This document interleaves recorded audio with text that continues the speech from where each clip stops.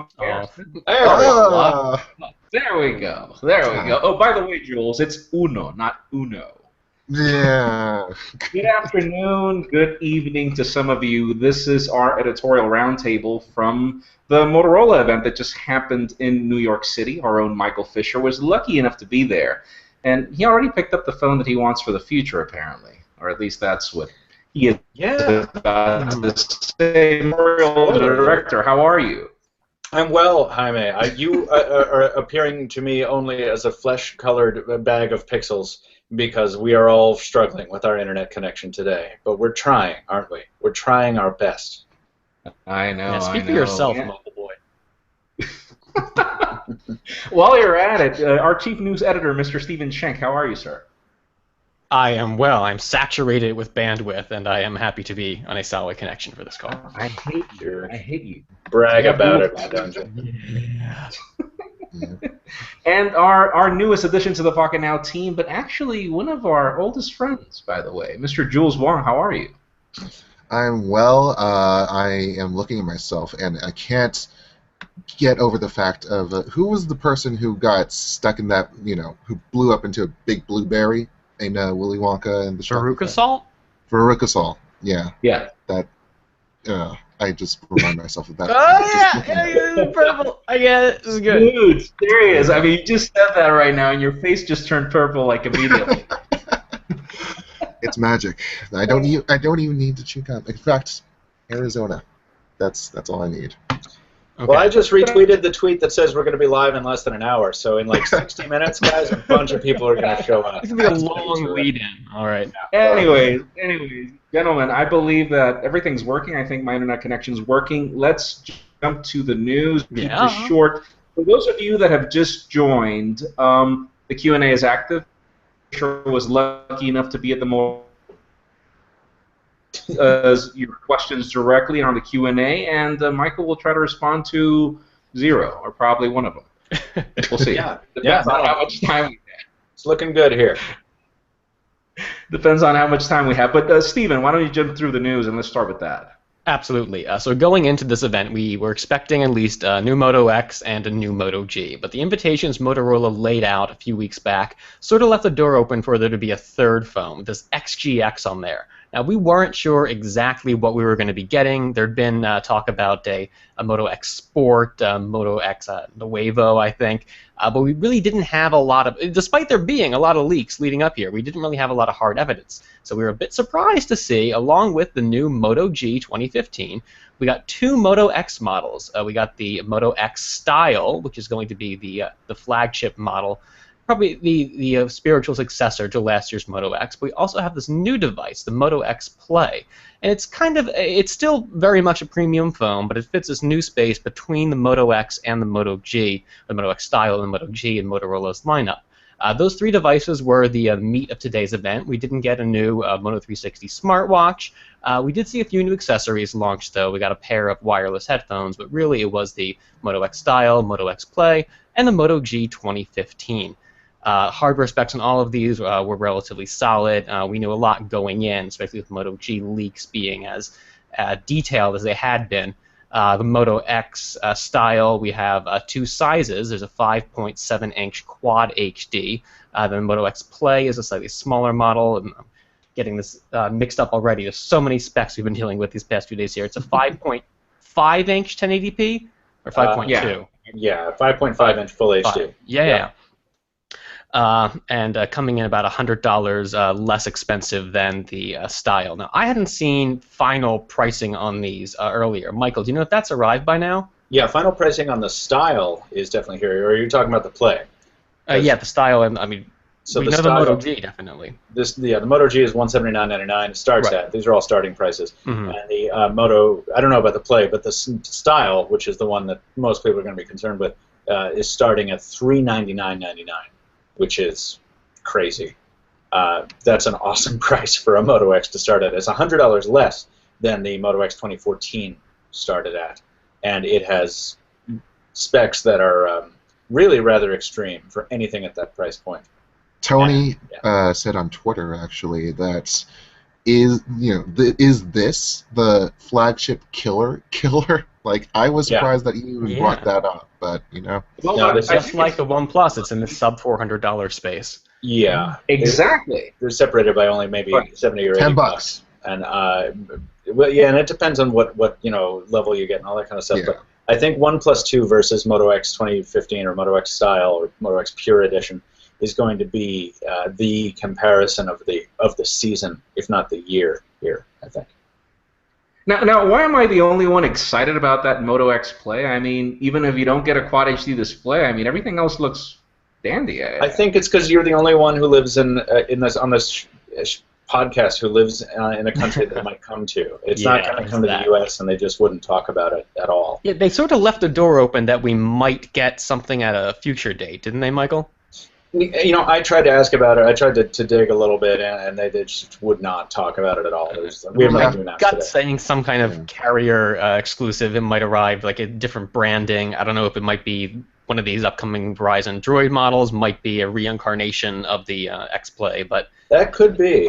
Happening. Yeah, it looks to be. It looks to have a really good chance of being a solid endurance device because it's got a 3,630 milliamp hour battery paired with a full HD display, not Quad HD, and it's got a Snapdragon 615 in there. And I actually don't know how power efficient that processor is, but I imagine it's got to be. Oh, the 615 is very power efficient. I've been using. Has been using something powered by the 615. He's been using the R7 and that. I use the R7. I use this one from Alcatel, the One Touch, yep. Mm-hmm. The One Touch Right. L3. And I also have one in the Huawei P8 Lite too, and that's been okay in terms of power efficiency. Roger that. Yeah, so that one seems to be the leading contender for an endurance phone. Jaime, sorry to step on you there. I didn't know if you were caught up with us yet or not with your connection there. It's okay, and I apologize about that. But I'm really curious to hear about the event, Michael. How did Motorola play this event for you? Yeah, the event was cool. It was, it's kind of your typical New York City thing. They crowd us all in. It's a nice big room, and some chairs and a big screen and stuff. The live streaming from London stuff was kind of interesting. There would be someone on stage with us, and then he or she would leave for a second. Then we'd live stream from London, and then we'd live stream from Brazil, and it was all very cool in concept, but in execution, it was sort of a little bit wonky. But everybody got the messages across, and we learned about the devices. I do remember sitting there and learning that there were going to be 3 devices announced and being like, oh, man, this day is never going to end for us. Are you ready for it? Yeah.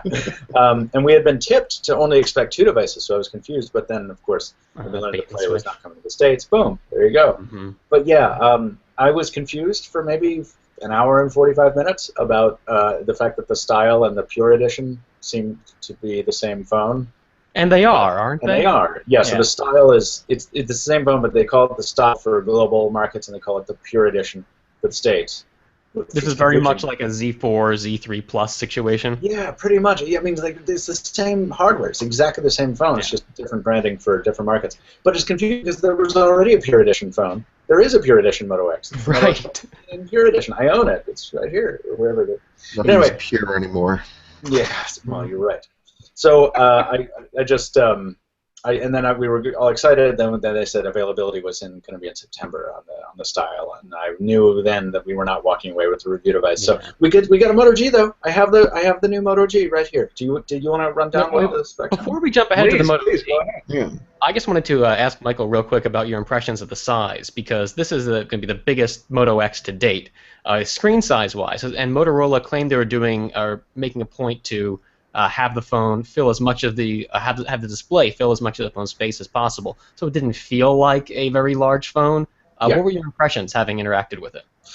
So, first of all, we have to say it. I think I said this in the hands-on link. It's big. It's 5.7 inches. It can't help but be big. Like, I mean, this is the Nexus 6, and it looks on screen when I compare the two on just disconnected from it. It looks like a Nexus 6, but it's not. It is not it doesn't feel like the Nexus 6 in the hand. They've done a really good job of maximizing that screen-to-body ratio. It's 76%, I think. Yeah. Which edges out even the LG G4, which I think was the category leader there, at least in the mainstream, for a minute. So It feels slimmer. It feels smaller than it should. It's heavy as anything. It's almost 180 grams. I mean, it's as heavy as the Galaxy Note 2, which was a big old tank of a phone. It's a doorstop. Yeah, but they've got the old the dimple in place. Go ahead, Jaime. Sorry. One question, because I remember in your hands-on video you mentioned why you were they explained to you why they made the phone bigger. Yeah, they did, and I asked. I was like, listen, you guys started with the Moto X, then you went to the Moto X2, and you got a little bit bigger in screen size, and we were kind of like, maybe you should stop. But no, you've gone to the 5.7. And they said the same thing everybody does. A lot of people these days use their phones as their primary computing device. A lot of people stream video. A lot of people use it as their primary browsing device. And we wanted to give them a wide canvas experience. And yeah, the 5.7-inch screen does that. But you know what? I could live with that, dudes. And it looks great. It's bright and whatever. But it's also IPS LCD. They did away with the AMOLED on this one and changed it. And I mean, as I understood it, the Moto Active display, that sits there and flashes at you, it shows you the time and your notifications. It's battery efficient because it's an OLED panel, from everything I understand. I don't know how efficient it's going to be on an LCD that has a uniform backlight, no matter which pixels are illuminated. And I'm sure it's in the pitch dark, which I didn't get to test. It's not going to look as good. In the black you're going to have that gray haze. Yeah, and I mean that's disappointing. I don't know why that is though. Go ahead. You've used that combination before, the Snapdragon 808 with an IPS LCD on the LG G4. Yeah. How was your battery life on that one? Then the G4 was good. I mean, as I recall, it was something like between 4 and 5 hours. It wasn't anything extreme, but it was better than I'd experienced on other devices before. So yeah, it worked out all right. And you're right. This is going to be powered by a Snapdragon 808 as well, and I think that's going to be plenty fine. It's like a pure Android build. It's exactly the same software as on the previous gen Moto X. There doesn't seem to be any improvements or removals in terms of features made. So then again, did there need to be? Yeah, no, there did though. There did because the Moto X is like a lot of Android phones. It comes out of the box and it's awesome, and all these features that Motorola has built in are just kick ass and they work great. And then like 6 months later, you're like, "Oh, hello, Moto X," and it's like beep, beep, bloop, and then it wakes up, and you're like, "Oh, okay, what's the weather going to be tomorrow?" And then it takes 85 seconds to go talk to Google about it. So like every Android phone, it just rots away until you have to buy another one, and that sucks. So I was hoping that they were at least going to say like, "We heard you. We know it gets a little slow. We're going to speed up this call and response time." But they didn't say anything about that. They just announced all those features like they were new. Now, another question that I have, Michael, is how are they going to do that micro SD support? How are they going to? Because you can option that in with Moto Maker, to my understanding. Yeah. But where are they going to fix that SIM card in? I'm curious. I don't know, and I wish that I had thought to ask when I was on site. It is the second thing I wish I had asked. But all I know is that you'll be able to. You'll either have a micro SD card slot or you won't, and pick that in Moto Maker. Somebody in the chat was saying, was it Kojo who was saying that the SIM card could double as a micro SD card slot? Is that right? Yeah, we've seen that. What on Huawei? That's the way Lots of dual SIM devices have that, and Oppo is doing that a lot right now. Yeah. Roger. Okay. Yeah. So it may very well be that. I'm not entirely sure, but that would seem to make the most sense to me. So you wouldn't have to do a whole nother SKU with cut into the with a different casing penetration. Yeah. Right. Just take a knife and then just slice it in the assembly line. Yeah. And boom. Just punch it right out. That's all. That's all. What's who's having a party in the background? Sounds like fun wherever one of y'all is. Lots of feedback. I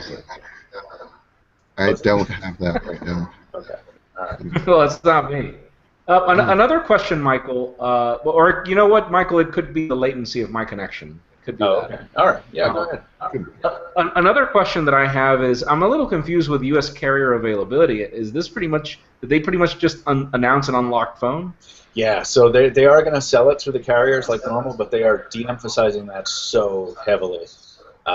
They're going to really, really push it through Motorola.com, BestBuy.com, and Amazon.com, and it's like they couched it in these strange terms. They were really pitching the speed of software updates and all that kind of stuff. It's like, yeah, if we don't have the middleman, we can be much faster with the software updates to the Pure Edition. It's like, yeah, okay, but that's the way it's been with the Moto X Pure Edition for like 2 generations here. So I don't know why they're actually doing this. I don't know if it's the same reason why everyone else has, and Huawei with their P8 Lite. I mean, help me out here. It's not the same. All the mid-rangers. Huawei did not have a carrier relationship and couldn't get one. Yeah, Motorola was in the same boat. Motorola has no trouble with that, so I don't know why they're doing it. Honestly, ZTE has no trouble getting into all the budget carriers and all that.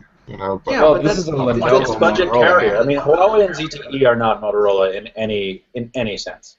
So I don't know why that is. I don't think Motorola has as much. I mean, we saw it take so long for them to get Moto Maker onto the freaking carriers, and in the 2014 edition, a carrier dropped the Moto Maker option. Jeez. Oh yeah. Which carrier was that? Sprint. Well, who cares? Anyway, we should probably move back to the devices. Yeah. Could we? Last question, Michael. Last question before we move to the Moto G. Your biggest quirk of the Moto X, the camera. Oh. Yeah. So the camera not only has gotten a resolution boost to 21 megapixels, they've got an f2.0 aperture on there, no optical stabilization, but they went like crazy. I'm going to see if I can find this freaking quote, because and if you guys watched the live stream, you probably heard this too. These are the roundtable notes. Sorry, there's the Moto G, the Moto Play. Man, Motorola will just overpromise everywhere. Here it is. They did this the first gen Moto X. They're like, this is going to be the best camera. This clear pixel stuff, you've never seen anything like it. You got shutter speeds, it's crazy. And then, it's the worst camera ever. So this question from Zool Life, we'll tie that into this. Are you pleased they're using this brand new Sony IMX230? It is a stacked sensor, has phase detection, 1/24 sensor, so it's bigger. I don't know. You ruined my flow, so I'm pissed off. I don't know. I'm in the middle of building something. You fucking kick my house down. Listen here. We can guarantee that the cameras in our new phones will now be best in class. That's one quote. The second one, your photos and videos are going to look even better. And I don't know where I wrote this down, but like somebody said, oh yeah, the camera, best we've ever built and best in the world. We can guarantee all these very subjective promises. Man, I'm looking forward to trying it out. I'm not saying it's not going to be a good camera. It could very well be, but Motorola just always overpromises at these events. Go ahead, Jules. Sorry. Given the raw details, it looks like from Zool Life he's given us. I mean, it looks pretty good so far. Sony IMX230 with a 1.2. Well, you had your chance. Yeah, sure. I didn't think they were even that. Yeah, no, and optical image stabilization is not everything. It's true. I don't know. I saw people taking sample photos at the press event, and I learned not to get any useful info from those when we did the 1M9 stuff. Those results were way different than they were in the retail shipping product. So we'll see. We'll see in September. Yeah, especially if we're not getting the phone for another couple months. A lot can happen in final software tweaking by then. Absolutely. Yeah. So crazy stuff though. It looks cool. Go ahead, Jaime. Oof. I'm sorry. It's just I can't wait to see that camera result from you, particularly as a critic.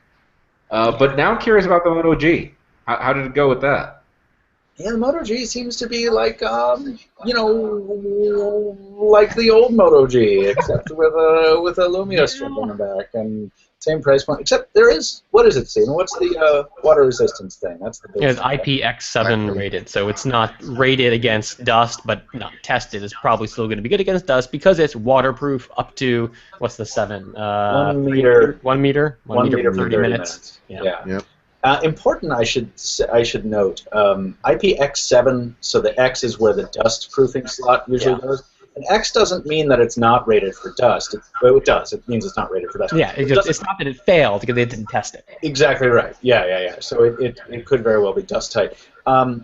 I noticed when powering on the Moto G today that I got one of my first notifications was check your back cover. So we're back to that sort of thing, like we had on the Galaxy S4 Active and the Galaxy S5. Like, you know, making sure that this back cover is firmly and securely in place to make sure that no water gets in there, because you've just got like a direct line to the SIM and the micro SD slots once the cover's off. Oh, Some meaty clicks right there. Yeah, and you know, Jules, you're right, and they have to be, because I'm just noticing there's no freaking gasket on the inside of this thing. So is this like a nano water resistant coating inside? Is that what we're thinking? No, I don't. They've got to be preventing water intrusion by using this back cover somehow. I just don't. Tight tolerances.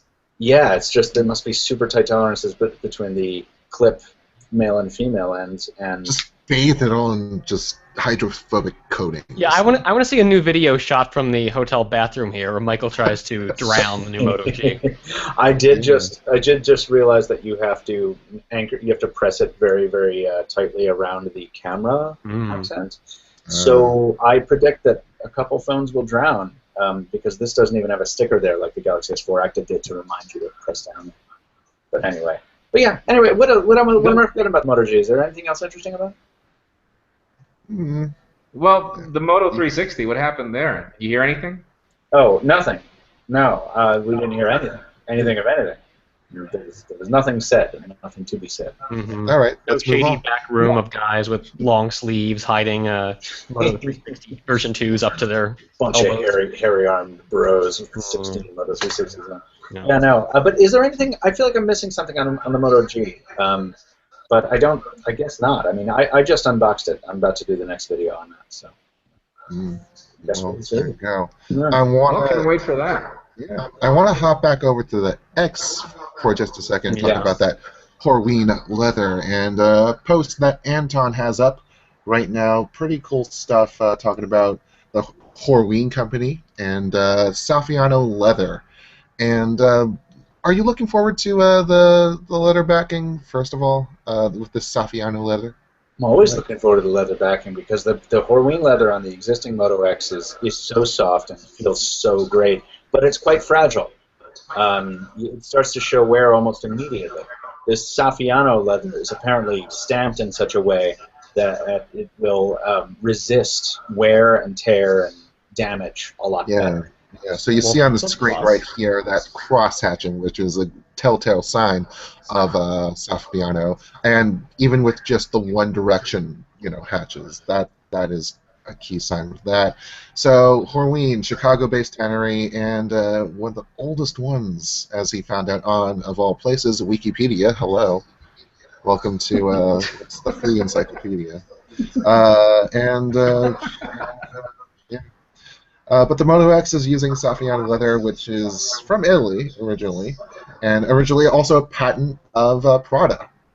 And man, this is crazy stuff. Cross-hatch print. Yeah, we already talked about that.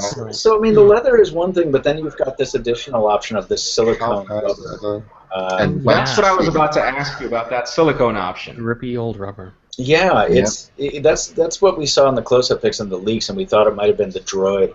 But in fact, it's one of the Moto X variants, and it feels good. It's quite grippy, as you might expect from something like that. It's like an auto, foot mat or something like that. I don't know.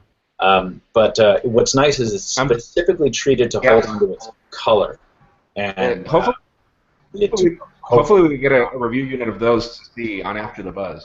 Yeah, hopefully you can get a review unit to what now? Period. No, hopefully, because the most interesting part is that pattern of that silicone. I wonder how that will withstand the test of time. Oh, so yeah. It'll be really necessary. Indeed. Yeah, and you're right. Only time will tell. But it certainly felt really good in the hand. The whole thing felt good in the hand. It feels like a great phone. I set the hands on. It feels like a pre-3. Feels like they finally got the fit and finish and the hardware. So this right. is the Moto X Play with the silicone back? No. The silicone back is an option on the Moto X style. On the style, all right. Yes. I don't know what options the Play will have. It's like they hopped onto that, talked about it for a bit, and then they hopped off. I saw that. And there were none on site either. So. Interesting. Now we've seen pictures of them with that diamond back, so I'm guessing they're going to have the same sort of thing. And you know what? I bet the Play. I don't know if somebody said this in the chat earlier. I bet the Play will just be the Droid. Did you say it could that? The images we saw leaked of those back panels and the ones that had the circular flash that we assume were the Droid turned out to be the Play. So I would not be surprised if that's how that develops. Yeah, I would not be surprised. So yeah. How did it go? How did it go with that? How did it go with those selfies on X, particularly with that? Oh, we forgot front-facer. about the front-facing flash. It's so nice because I heard about that and I was like, oh man, they're gonna make this into a big, gross front-facing flash like on the Desire Eye, how it has that huge really module. prominent. But no, it's tiny. You barely notice it's there until you set it off, and then your whole face just gets melted off by the lovely flash. Yeah, no, it's great though. It's when we were using it on the Desire Eye about a year ago, we thought that it was a really good idea actually, and I'm glad to see it ported to another device, particularly a Motorola. One Q&A question asking right now, what would you recommend, particularly Michael? You're the only one that's the OnePlus 2, what we've learned? I'm the only one who's what about the OnePlus 2? You're the only one that's held the Moto X, the new one. So, you know the specs of the OnePlus 2. What would you recommend? Oh man, see, I haven't held the OnePlus 2, but like what it's looking like to me right now is that Moto is bringing a lot of heat with the new Moto X. That display is gorgeous. For all as unnecessary as I think that resolution is, yes, it's very pretty. It's a wonderfully built phone. It feels incredible. It doesn't have a fingerprint scanner like the OnePlus 2. It does have a processor that is probably a bit more efficient thanks to its better thermal controls. We don't know how the cameras are going to compare. We don't know a lot of things right now. Does it have NFC? It has NFC. Oh, the OnePlus 2 doesn't have NFC. Right. That's been the talk. That's ridiculous. That nearly ruins the phone for me. Are you serious? Oh, and this Moto X doesn't have wireless charging either, right? No, it does not. But it does have turbocharging, faster charging than the Samsung Galaxy S6. And its adaptive charger, according to Motorola. So Can't wait for the that. video on that. And I don't know. I know that the OnePlus 1 does. The OnePlus 2 does not have quick charging, from what I understand. So there's that as well. I don't know if it were me, which it will be me. I mean, what am I going to spend my money on? I'm going to buy the new Moto X. But that's because I've been buying these for the past 2 years. It's my thing. I like the thing. So there. So with these, and by the way, I think we're already reaching the 30-minute limit that we had. I know you have to go to follow up with more coverage, but I really want to hear your final thoughts. Like, are you like, I want to have it, or meh, it's the thing that I do? Oh man, I do want to have it. I do. But I really wish they hadn't swapped that AMOLED panel for an IPS screen. But that's just me. We're not going to dwell on that. That's just a matter of personal taste. That's fine. I really wish it had wireless charging. Once again, not a thing that people are probably going to get frustrated about. Looking at the rest of it, it's stunning for the price that they're asking. For $399 to get a phone like that, even $449, which is probably the price point that I'll have to go to once I get a leather back. It's the Axon price point. Yeah, so that's a good question, Jules, right? I mean, OnePlus 2 or this is one question. This or Axon is another question, and I think this is, for a lot of people, I think Motorola is gonna win the day here. I think flagship killer might be an apt term for this device. If they manage to get to market at the early part of September, and not use up all this sort of anticipation, not burn it all, so they can make it. It's going to be very impressive. Yes, I'm excited for it. I just have to decide on a color, and that's going to be well. I think Motorola lost its carrier capital, and that's why they're taking this route. But hey, $400. Good. What about you, Jules? If you had to spend a dime right now on a phone, would you buy? Would I buy the X Pure? Is that what you're asking? Yeah. Oh man, it's tough. $400 is a great value proposition for the package I'm getting. I'm just not sure if I would be able to take the advantage of what it provided to me, and if I can't, then I shouldn't buy it. I should find something else. Moto Voice, I don't really use it. I wouldn't really use it. It's just not my style. Yeah, if you don't drive, then it's not as useful a feature. If I'm not alive, I shouldn't be using phones. This is a good point. Jaime, why don't you talk so things can make sense again? What? Yeah, are we going to answer any Q&As before we get the shit out of here? We got a few in here. Yeah, they'll come over here and we'll figure this out then. All right, so I'm just gonna, if no one else wants to pick something up, I'll just pick one right here. No software enhancement, 3,000 milliamp hour battery, and a 5.7 quad HD. Jaime, can you mute yourself? Yeah. Do you think the battery life on the is okay? I'm struggling with the connection as well, dude. No. Can you mute yourself, because you're the only one who doesn't have headphones, and you're the echo generator. I just learned. Oh, gotcha. Yeah. So what was it, Jules, again? Will the battery life on the XPR be just okay? Yeah, I really think so. I mean, Motorola's done this 2 generations in a row now, where they've come out and said this is going to be the best battery ever, and they even did it with the Droid Turbo. And like, I really hope that it improves, but I don't have high hopes for the battery life on this thing. All right, there we go. Dom is here. I want to get to his question, but I'm trying to figure out which one has something that we haven't talked about yet. These guys are on point with their Q&As, by the way. There's crazy stuff. Of them today. We're getting too many. It's crazy. I would almost want to say that we should get out of here before we get avalanched in. Yeah, I like pencil in 90 minutes. I like Karthik Gupta, because I'm with him.